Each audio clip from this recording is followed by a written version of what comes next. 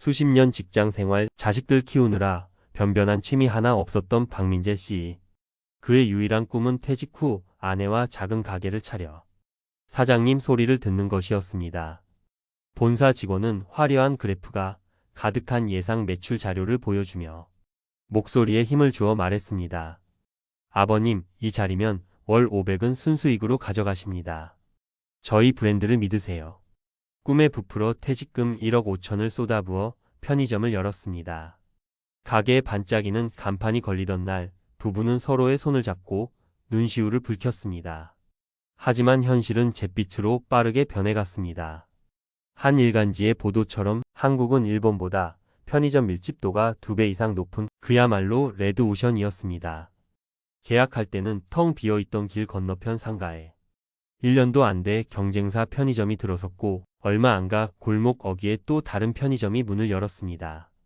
반경 500m 안에 경쟁점만 4개가 생겨났습니다. 매출은 본사 예상치의 절반에도 미치지 못했습니다.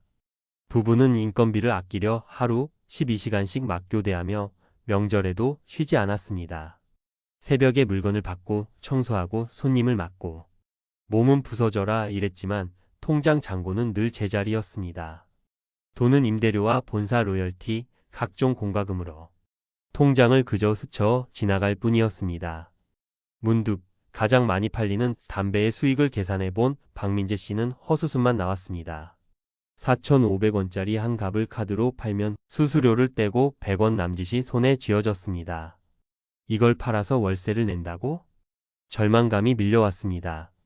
어느 날 밤, 텅 빈 가게에서 아내와 함께 컵라면으로 끼니를 때우던 박민재 씨는 결심합니다.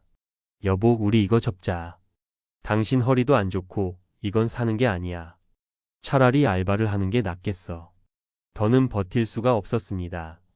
다음 날 떨리는 마음으로 본사에 폐업을 문의한 부부에게 돌아온 답변. 위약금과 인테리어비, 초기 개점 지원금까지 총 6천만 원을 내셔야 합니다. 절망의 늪에서 벗어나려 하자 더 깊고 차가운 계약의 족쇄가 그들의 발목을 잡았습니다.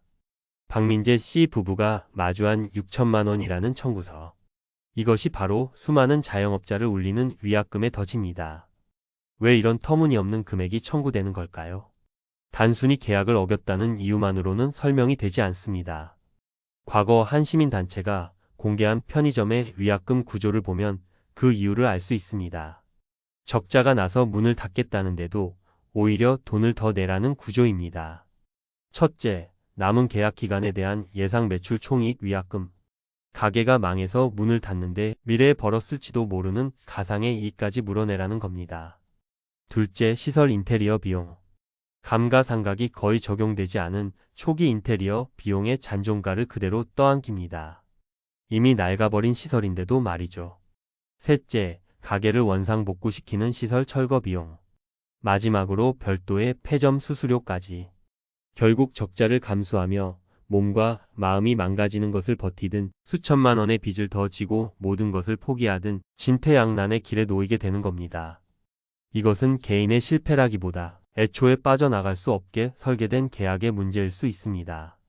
정부와 본사들은 상생을 외치며 여러 대책을 발표해 왔습니다. 2018년에도 출점거리 제한 강화, 희망 폐업, 위약금 감면 등을 담은 자율규약을 발표했었죠. 언론에서는 마치 큰 변화가 온 것처럼 보도했습니다. 하지만 당시 현장의 편의점주들은 회의적이었습니다. 관련 보도에 따르면 점주들에게 가장 큰 멍해인 폐업 시 인테리어, 비용, 위약금 문제가 협약 내용에서 쏙 빠졌기 때문입니다. 가장 아픈 곳은 건드리지 않은 채 변죽만 올린 셈입니다. 결국 법도 제대로 안 지키는 본사들이 자율규약을 지키겠냐 는 불신만 커졌습니다. 본사의 상생 발표를 믿었지만 막상 폐업할 때는 거액의 청구서를 받아드는 배신감. 이것은 수많은 점주들이 겪는 공통된 고통입니다. 이런 이야기만 들으면 편의점 창업은 절망뿐인 것처럼 보입니다. 하지만 다행히도 아주 조금씩 변화의 바람이 불고 있습니다. 포기하기는 이릅니다. 과거에 비해 불공정 계약 관련 분쟁이 줄어들고 있다는 긍정적인 통계도 있으며 최근 공정위가 개정한 표준 계약서는 작지만 의미 있는 진전을 보여줍니다. 한 언론사 보도에 따르면 2024년 7월부터 적용되는 새 표준계약서에는 아주 중요한 내용이 담겼습니다. 바로 중도해지 시 과도한 위약금 분쟁의 원인이었던 인테리어 비용을 감가상각을 적용해 계약의 남은 기간에 해당하는 부분만 부담하도록 명확히 한 것입니다. 또한 365일 24시간 불이 꺼지지 않던 편의점에 설날과 추석 당일만큼은 점주가 자율적으로 쉴 수 있도록 명절 휴업이 보장되었습니다. 이것은 작지만 매우 중요한 변화입니다. 이제 중요한 것은 이 변화를 알고 나의 권리로 활용하는 것입니다. 은퇴 자금을 지키기 위해 사장님이라는 달콤한 말에 현혹되기 전에 반드시 스스로에게 다음 질문을 던져야 합니다. 첫째, 계약서의 위약금 조항을 변호사처럼 파헤쳤는가? 계약서에 깨알 같은 글씨를 그냥 넘기지 마십시오. 만약 2년 뒤 제가 도저히 버틸 수 없어 폐업하면 제가 물어야 할 인테리어비, 위약금, 철거비는 정확히 얼마입니까? 이 질문에 대한 명확한 답변과 계산 근거를 문서로 받아두십시오. 특히 최신 표준 계약서의 인테리어비 감가상각 조항이 제대로 반영되었는지 반드시 확인해야 합니다. 둘째, 본사의 예상 매출을 의심하고 직접 검증했는가? 본사가 주는 자료만 믿지 마십시오. 그 자료는 가장 이상적인 상황을 가정한 것일 수 있습니다. 해당 상권의 유동인구를 평일, 주말, 비 오는 날, 맑은 날, 밤낮으로 직접 확인하고 주변 경쟁점들의 상황을 냉정하게 분석해야 합니다.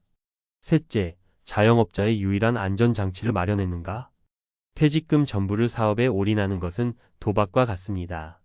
최소한의 생활비와 비상금은 반드시 분리해두고 자영업자의 퇴직금이라 불리는 노란우산 공제 가입을 반드시 고려해야 합니다. 노란우산 공제금은 법적으로 압류가 금지되어 있어 최악의 상황에서도 제기할 최소한의 종잣돈이 되어줍니다. 오늘 우리는 한 부부의 절망적인 이야기로 시작해 편의점 창업의 냉혹한 현실을 들여다봤습니다. 이는 단순히 편의점에 국한된 이야기가 아닐 겁니다. 은퇴 후 새로운 도전을 꿈꾸는 모든 분들에게 해당되는 이야기입니다. 장밋빛 꿈과 희망만으로는 내 소중한 노후 자금을 지킬 수 없습니다. 비정한 현실을 직시하고 돌다리도 수십 번 두드려보는 냉철한 준비만이 성공의 가능성을 높이고 설령 실패하더라도 재기할 기회를 남겨둡니다. 당신이 수십 년간 피땀 흘려 모은 돈은 누군가의 배를 불리는 데 쓰여서는 안 됩니다. 부디 현명한 판단과 철저한 준비로 당신의 꿈과 노후를 모두 지켜내시길 진심으로 응원합니다. 오늘 내용이 은퇴 후 창업을 고민하는 분들께 조금이나마 도움이 되셨다면 구독과 좋아요, 알림 설정으로 저희 채널에 힘을 보태주시면 감사하겠습니다.